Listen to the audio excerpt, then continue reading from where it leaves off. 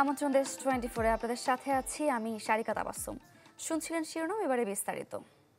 ভিগো ওয়্যারগার্ড প্রয়োজন মতো বাঁকানো যায়, অধিক চাপেও ভাঙে না। ভিগো।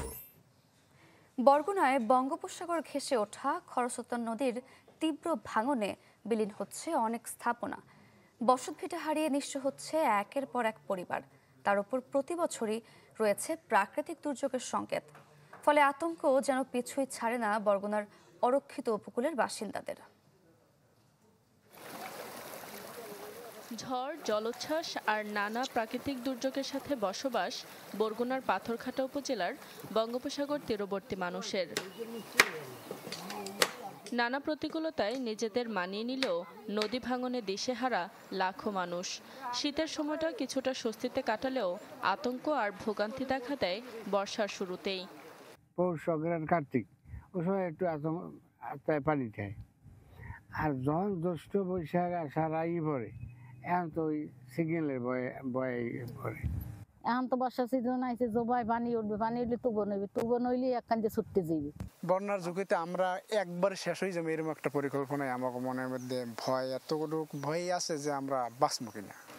জীবন বাঁচাতে ত্রাণ কিংবা খাবার নয়, টেকসই ও মজবুত বেড়ি বাঁধের দাবি স্থানীয়দের। বাতাস একটু বেশি ছাড়লে মগো শরীরটা কাঁপে, রাস্তা ছুটতে গেলে নিহি। আমরা কোনো ত্রাণ চাই না, আমরা শুধু চাই যাতে আমাদের আর ঘরবাড়ি ফেলাই যাওয়া লাগে না। আমার মতো জানি আর কারো চোখের পানি না পড়ে। ঘূর্ণিঝড় সামনে রেখে সার্বিক প্রস্তুতির কথা জানায় পানি উন্নয়ন বোর্ড। আমাদের অলরেডি প্রায় আরো 15 কিলোমিটার বেড়িবাঁধ রিপেয়ার কাজ চলমান আছে। তো আমরা আশা করি অধিক ঝুঁকিপূর্ণ বাঁধগুলো মেরামত হয়ে যাবে। এছাড়া আমাদের হাতে জিও ব্যাগ রয়েছে, যদি হঠাৎ করে কোনো ঘূর্ণিঝড় আঘাত হানে এবং কোথাও কোনো প্রবলেম দেখা দেয় আমরা তৎক্ষণাৎ ব্যবস্থা গ্রহণ করতে পারবো। বরগুনা জেলায় মোট 805 কিলোমিটার বেড়িবাঁধ রয়েছে। এর মধ্যে 6টি পয়েন্টে অন্তত 2 কিলোমিটার বাঁধ সবচেয়ে ঝুঁকিপূর্ণ। Desk report, channel 24। যশোর অভয়নগরে কৃষক দল নেতা হত্যার ঘটনায় জিজ্ঞাসাবাদের জন্য একজনকে হেফাজতে নিয়েছে পুলিশ। গতকাল সাগর নামে একজনকে ধরে পুলিশে দেয় স্থানীয় জনতা, পরে তাকে জিজ্ঞাসাবাদ করা হয়। এছাড়া জড়িতদের ধরতে অভিযান অব্যাহত আছে। বৃহস্পতিবার সন্ধ্যায় মাছের ঘের নিয়ে বিরোধের মীমাংসা করতে তরিকুল ইসলামকে ডেকে নেয় ডহর মাসিহাটি গ্রামের পিল্টু বিশ্বাস। এ সময় ঘেরের ইজারার চুক্তিনামা নিয়ে তাদের মধ্যে বাকবিতণ্ডা হয়। এক পর্যায়ে 6 থেকে 7 জন দুর্বৃত্ত তাদের গুলি করে ও কুপিয়ে পালিয়ে যায়। এতে ঘটনাস্থলেই মারা যান তিনি। পালানোর সময় স্থানীয় বাজারের কয়েকটি দোকানে আগুন দেয় দুর্বৃত্তরা।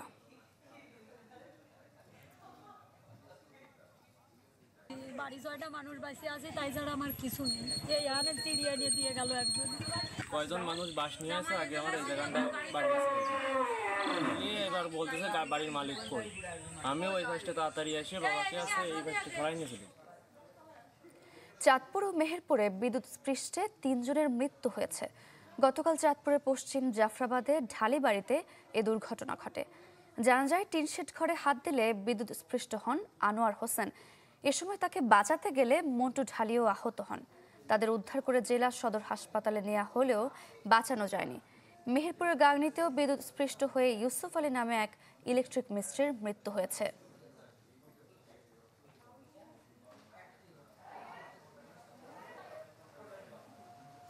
যুক্তরাষ্ট্র থেকে দেশে ফিরে গ্রেপ্তার হলেন চট্টগ্রামের মিরসরাইয়ের সাবেক উপজেলা চেয়ারম্যান ও আওয়ামী লীগ নেতা গিয়াস উদ্দিন। গতকাল শাহজালাল আন্তর্জাতিক বিমানবন্দরে ইমিগ্রেশন পুলিশ তাকে গ্রেপ্তার করে। বিষয়টি নিশ্চিত করে তার পরিবার জানায়, গিয়াসউদ্দিন দীর্ঘদিন ধরে যুক্তরাষ্ট্রে ছিলেন। গত বছরের 5 আগস্ট দেশে পট পরিবর্তনের পর দেশ ছাড়েন তিনি। তাকে মিরসরাই থানার একটি মামলায় গ্রেপ্তার করা হয়েছে বলে জানায় পুলিশ। আটক গিয়াসউদ্দিনকে চট্টগ্রামে পাঠানো হয়। আর ঈদুল আজহা ঘিরে খামারে বাড়ছে পশুপালন। সেখান থেকে সরাসরি যুক্ত হচ্ছেন সহকর্মী রতন আচার্য। রতন, সামনেই তো ঈদুল আজহা, কেমন দেখছেন খামারিদের প্রস্তুতি? সারিকা যেরকমটা বলছিলেন, আসলে কিছুদিন পরে যে ঈদুল আজহা শুরু হবে, সেই উপলক্ষে ঝালকাঠিতে বিভিন্ন খামারে শেষ মুহূর্তের পরিচর্যা করছে খামারিরা। আমি এই মুহূর্তে রয়েছি ঝালকাঠি জেলার কীর্তিবাসা ইউনিয়নের একটি খামারে। এখানে এসে দেখলাম যে এখানে 40টা গরু কিন্তু পরিচর্যা করা হচ্ছে কোরবানির হাটে বিক্রি করার জন্য। এছাড়া প্রাণী সম্পদ অধিদপ্তরের তথ্য মতে ঝালকাঠিতে 29,000 গবাদি পশুর চাহিদা রয়েছে। ছোট বড় 1,600 খামারে, এই ঝালকাঠির খামারে কিন্তু 30,000 গবাদি পশু প্রস্তুত রয়েছে। তবে এখানে এসে যে খামারিদের সাথে কথা বললাম, তারা যেটা বললো যে আসলে গরুর যে খাদ্য রয়েছে সেই খাদ্যের এবছর প্রচুর দাম থাকায় তারা একটু সমস্যার মধ্যে পড়ছে, যে হাটে গিয়ে যদি তারা গরুর দামটা ঠিক মতো না পায় তাহলে তারা লোকসানের মধ্যে পড়বে। এছাড়া তারা আরেকটা কথা বলেছে যে দেশের বাইরে থেকে যে গরুগুলো আসে সেই গরুগুলো যদি না আসে তাইলে তারা আসলে লাভবান হতে পারবে, এবং গরুগুলো না আসার জন্য তারা কিন্তু অনুরোধ জানিয়েছেন প্রশাসনের কাছে। এছাড়া এখানে ঝালকাঠিতে যে খামারগুলো রয়েছে তার বেশিরভাগ খামারেই কিন্তু প্রাকৃতিক যে খাদ্যগুলো রয়েছে, খড়কুটো ঘাস, সেই খড়কুটো ঘাস খাই কিন্তু তারা আসলে মোটা তাজাকরণ করছে। আর এই মুহূর্তে এখন পর্যন্ত এই খামারে বা অন্যান্য খামারে কিন্তু আসলে এখন পর্যন্ত ক্রেতা আসেনি। তবে 2-1 দিন পরেই যে খামারগুলোতে গরুগুলো রয়েছে বা ছাগলগুলো রয়েছে সেগুলো কিন্তু হাটে নিয়ে যাবে এবং সেখানে তারা বিক্রি করবে বলে তারা জানিয়েছে। তো সারিকা, ঝালকাঠি থেকে এই ছিল আমার কাছে সর্বশেষ। রতন, ধন্যবাদ আপনাকে। দর্শক, ঝালকাঠি থেকে যুক্ত হয়েছিলেন সহকর্মী রতন আচার্য। দেশ 24-এর সময় হলো ছোট্ট একটা বিরতির, ফিরছি একটু পরে, সাথেই থাকুন। স্বাগত দেশ 24-এ। মেহেরপুরে ইউনিয়ন কাউন্সিল ঘিরে বিএনপির এক পক্ষের হামলায় জেলা বিএনপির সদস্য সচিব সহ 6 জন আহত হয়েছেন। জানা যায়, ইউনিয়ন দ্বিবার্ষিক সম্মেলনে অংশ নিতে যাচ্ছিলেন জেলা সদস্য সচিব কামরুল হাসান ও সমর্থকরা। গন্ধরাজপুরে তাদের বাধা দেয় সদর উপজেলার সাবেক বিএনপি নেতা সাইফুল ইসলামের সমর্থকরা। খবর পেয়ে ঘটনাস্থলে যান আইন শৃঙ্খলা বাহিনী। পরে অন্য পথে যাওয়ার পরামর্শ দেওয়া হয়, কিন্তু হঠাৎই গাড়ি বহরে হামলার ঘটনা ঘটে। সেনাবাহিনী পৌঁছে ধাওয়া দিলে পালিয়ে যায় হামলাকারীরা। আহতদের স্থানীয় হাসপাতালে চিকিৎসা দেওয়া হয়। চট্টগ্রামে পাথরঘাটা সেন্ট প্লাসিড স্কুল সংলগ্ন ঐতিহ্যবাহী খোলার মাঠ বহুতল ভবন নির্মাণের সিদ্ধান্ত বাতিলের দাবিতে মানববন্ধন করেছেন স্থানীয়রা। গতকাল কোতোয়ালি মোড়ে বিভিন্ন ওয়ার্ডের নানা বয়সী মানুষ এতে অংশ নেন। বক্তারা বলেন, 4টি ওয়ার্ডের মধ্যে তেমন কোনো খোলা মাঠ নেই। পাথরঘাটার এই মাঠটিতে শিশুরা খেলার সুযোগ পান, কিন্তু এটি ধ্বংস করে বহুতল ভবন নির্মাণের উদ্যোগ নেওয়া হয়েছে। তাই রক্ষার দাবি জানান স্থানীয় বাসিন্দারা।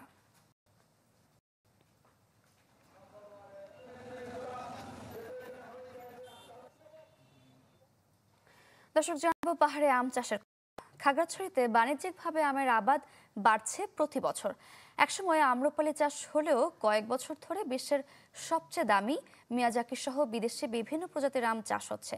চলতি মৌসুমে আবহাওয়া প্রতিকূলে থাকায় ফলন নিয়ে কিছুটা চিন্তিত চাষিরা। তবে যারা পরিচর্যা করছেন তারা ভালো ফলন ও দাম পাবেন বলছে কৃষি বিভাগ। খাগড়াছড়ি থেকে আরও জানিয়েছেন নুরুস্তফা মানিক। খাগড়াছড়িতে গেল 1 দশক ধরে বাণিজ্যিকভাবে আম চাষে উদ্বুদ্ধ হচ্ছেন এখানকার চাষিরা। অশ্রেণীভুক্ত বিভিন্ন বাগান বাদ দিয়ে এখন বাণিজ্যিকভাবে ফল বাগানের দিকে যাচ্ছেন তারা, এবং অধিকাংশই হচ্ছে আম বাগান। যেহেতু আম বিক্রি কিংবা আম বাজারজাতকরণ খুব সহজ, সে কারণে কিন্তু এখানকার চাষিরা বিশেষ করে আম চাষে বেশি যাচ্ছেন। এবং আমরা একসময় দেখতাম এখানে আম চাষ বলতে শুধুমাত্র আমরুপালি এবং বাড়ি কয়েক প্রজাতির আম হলো, কিন্তু এখন বিশেষ করে বিদেশি প্রজাতির আম চাষে বেশি ঝুঁকছেন এখানকার যারা শৌখিন বাগানীরা রয়েছেন তারা। এবং বিশেষ করে বিশ্বের সবচেয়ে নামি দামি যেসব আম, মিয়াজাকি থেকে শুরু করে অন্যান্য আম রয়েছে, সেগুলো কিন্তু চাষাবাদ হচ্ছে এখানে। এবং কিউজাই, বানানা, ম্যাঙ্গো সহ অনেক প্রজাতির আম হচ্ছে এখানে। এবং খাগড়াছড়ি কৃষি সম্প্রসারণ অধিদপ্তরের তথ্য মতে বলছে, খাগড়াছড়িতে প্রায় 10 থেকে 15 প্রজাতির বিদেশি আম চাষ হচ্ছে। গেল বছর 4,130 হেক্টর পাহাড়ি জমিতে আমের উৎপাদন হলো, কিন্তু আম চাষ হলো, কিন্তু 1 বছর ব্যবধানে সেটি 4,450 হেক্টরে উন্নতি হয়েছে বলে তারা বলছেন। তবে এই চাষ যেমন বেড়েছে তেমন কিন্তু এবারে আবহাওয়াজনিত কারণে কিন্তু এখানে এই বছর কিন্তু ফলন কিছুটা বিপর্যয় হতে পারে বলে শঙ্কা প্রকাশ করছেন কৃষক এবং কৃষি বিভাগ। তারা বলছেন যেহেতু এবার যখন আমের মুকুল কিংবা আমের যখন ফুল এসেছিল গাছে, তখন কিন্তু একটি দাবদাহের একটি ব্যাপার ছিল এবং এই দাবদাহের কারণে কিন্তু অনেক মুকুল ঝরে গিয়েছে। যেটা মুকুল আছে ওটা অর্ধেক জ্বলে গেছে, আবার বাকিগুলো যেটা আছে ওটা পুরোপুরি আছে। রূপালি আম মোটামুটি আছে গত বছর চাইতে, কিন্তু আমের ইয়াটা একটু বৃষ্টির কারণে একটু কালো কালো হয়ে যেতেছি। প্রচুর গরম কারণে আমের মুকুলগুলো একটু নষ্ট হয়ে গেছে। তাছাড়া ফলনের সাইজ ছোট হয়েছে এবারে। কৃষি সম্প্রসারণ বিভাগের যারা বৈজ্ঞানিক কর্মকর্তা রয়েছেন কিংবা যারা মাঠ পর্যায়ে কর্মকর্তা রয়েছেন, তারা বলছেন যেহেতু আবহাওয়া জনিত কারণে এই এবারে ফলনের বিপর্যয়ের একটি তারা লক্ষ্যমাত্রার চেয়ে কম ফলন হবে বলে তারা বুঝতে পেরেছিলেন। সেখানে তারা কিন্তু কৃষকদেরকে নানা ধরনের আধুনিক কিংবা বিকল্প ভাবে কিভাবে ফলন বাড়ানো যায় সেই কারণে তারা তথ্য দিয়েছেন বলে আমাদেরকে জানিয়েছে। মাটি ও আবহাওয়া উপযোগী হয় আম চাষ বাড়ছে বান্দরবানেও। দেশে বিভিন্ন জাতের পাশাপাশি চাষ হচ্ছে বিদেশি আমও। কৃষি বিভাগ বলছে এবছর 10,000 হেক্টর জমিতে 1,16,000 মেট্রিক টন আম উৎপাদনের লক্ষ্যমাত্রা ধরা হয়েছে। সম্ভাবনা আছে রপ্তানিরও। বান্দরবান থেকে বিস্তারিত জানিয়েছেন ইয়াসিনুল হাকিম। পার্বত্য জেলা বান্দরবানের মাটি এবং জলবায়ু আম চাষের জন্য উপযোগী হওয়ার কারণে এখানে দিন দিন বাড়ছে দেশি জাতের আমের পাশাপাশি বিদেশি বিভিন্ন জাতের আম বাগান।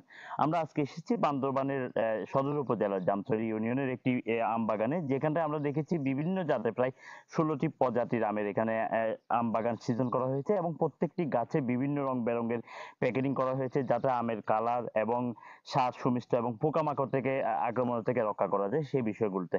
আমরা দেখেছি বান্দরবান এর 7 উপজেলা 34 ইউনিয়নে বিভিন্ন জায়গাগুলোতে এখন বিদেশি জাতের আম দেশি জাতের আমের পাশাপাশি প্রচুর পরিমাণে বিদেশি জাতের আম এখানকার উৎপাদন হচ্ছে এবং যা বিদেশি রপ্তানি করেও কিন্তু বান্দরবান থেকে বৈদেশিক মুদ্রা অর্জন করতে সক্ষম হচ্ছে বেশ কিছু কৃষক। আমরা কথা বলেছি এখানকার কৃষকের সাথে, তারা যেটি বলছে পাহাড়ে এক সময় শুধু রাঙ্গুই আর আমরুপালি আমই হতো, এখন বোনাই কিং, কিউজাই, রেড ফার্মার, কিং অফ চাকাপাক থেকে শুরু করে প্রায় 16টি প্রজাতির আমের বিভিন্ন বাগানগুলোতে তারা সৃজন করেছে এবং ভালো ফলনও হচ্ছে বলে তারা যেটি জানিয়েছে। এর কারণে কিন্তু তারা বান্দরবানের এই বিভিন্ন আমের চাহিদা দিন দিন বৃদ্ধি পাওয়ার কারণে বান্দরবান জেলার চাহিদা মিটিয়ে তারা কিন্তু ঢাকা, চিটাং সহ দেশের বাইরেও কিন্তু তারা রপ্তানি করে। কৃষি বিভাগ আমাদেরকে জানিয়েছে বান্দরবানের বিভিন্ন পাহাড়গুলোতে বৈদেশিক আয়ের উৎস হিসাবে তারা রপ্তানিযোগ্য বিভিন্ন জায়গাগুলোতে বৈদেশিক আমগুলো তারা উৎপাদন করছে, বাগান সৃজন করছে, কৃষকদেরকে উদ্বুদ্ধ করছে এবং সার বীজ দিয়ে সহায়তার পাশাপাশি প্রশিক্ষণও দিচ্ছে, যাতে উচ্চ ফলনশীল এবং কীটনাশক মুক্ত আম উৎপাদন করা যায় সেই লক্ষ্যে। আমরা কৃষি বিভাগের সাথে কথা বলার পর কৃষি বিভাগ এও জানিয়েছে এই বছর 10,300 হেক্টর জমিতে আমের আবাদ হয়েছে এবং তারা লক্ষ্যমাত্রা নির্ধারণ করেছে 1,13,300 মেট্রিক টন তারা উৎপাদন লক্ষ্যমাত্রা নির্ধারণ করেছে বলে জানিয়েছে। এবং তারা যেটি বলছে সময় আম পরিপক্ক হওয়ার কথা ছিল, সেই সময় বৃষ্টি না হওয়ার কারণে আমের কিছুটা ফলন বিপর্যয় হলো। এবারে আমের ফলন তারা উৎপাদন লক্ষ্যমাত্রা গতবারের তুলনায় অনেকটা বেশি হবে বলে মনে করছে এবং যে সমস্ত কৃষক এইবারে আম চাষে উদ্বুদ্ধ হয়েছে এবং আমের ফলন হয়েছে তারাও মনে করছে এর পাশাপাশি বান্দরবানে আগামীতে বিভিন্ন জায়গাগুলোতে আমের আবাদ আরো বৃদ্ধি পাবে এবং কৃষকরা এখানকার আম বিদেশে রপ্তানি করে প্রচুর পরিমাণে বৈদেশিক মুদ্রা অর্জন করতে পারবে। ইয়াসিনুল হাকিম, চ্যানেল 24, বান্দরবান। দর্শক, ঝিনাইদহে আমের ফলন ও বেচা বিক্রির খবর জানাতে সরাসরি যুক্ত হচ্ছেন সহকর্মী সাদ্দাম হোসেন। সাদ্দাম, বাজারে কোন কোন জাতের আম আসতে শুরু করেছে এবং দাম কেমন পড়ছে বিস্তারিত জানাবেন।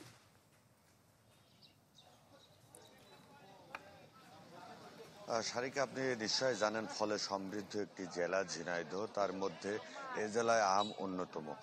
তবে মধু মাস জ্যৈষ্ঠের শুরু থেকেই বাজারে বিভিন্ন জাতের আম উঠতে শুরু করেছে। তা আমরা এখন দাঁড়িয়ে রয়েছি ঝিনাইদহের শহরের একটি আমের আড়তে। আমরা এখানে এসে ক্রেতা বিক্রেতাদের সাথে কথা বলেছি, তারা যেটি বলছে যে আসলে প্রথম থেকে তিলা বোম্বাই নামে যে একটি জাতের আম ছিল সেই জাতের আম বাজারে প্রথম উঠতে শুরু করে এরপরে এখন বাজারে সব থেকে হিমসাগর আম কিন্তু বেশি উঠছে এবং এই হিমসাগর আম বিক্রি হচ্ছে। এছাড়া বিভিন্ন জাতের যে আম সেগুলো কিন্তু এ জেলায় উৎপাদন হয়ে থাকে। তবে বাজারে কিন্তু এই যে হিমসাগর আম সেটি কিন্তু 25 টাকা থেকে শুরু করে 45 টাকা দরে প্রকার ভেদে বিক্রি হচ্ছে। তো আসলে এই জেলায় কিন্তু যে এবার কিন্তু অন্যান্য বছরের তুলনায় আমের যে উৎপাদন সেটি কিন্তু কম হয়েছে, তবে বাজারে কিন্তু বেচা বিক্রির চাহিদা বেশ রয়েছে। তো এই ছিল এখানকার সর্বশেষ পরিস্থিতি। সারিকা, ধন্যবাদ আপনাকে। দর্শক, ঝিনাইদহে আমের ফলন ও বেচা বিক্রির খবর জানাতে যুক্ত হয়েছিলেন সহকর্মী সাদ্দাম হোসেন। দেশ 24 নিচ্ছে আরও একটা বিরতি, ফিরছে একটু পরেই, সাথেই থাকুন।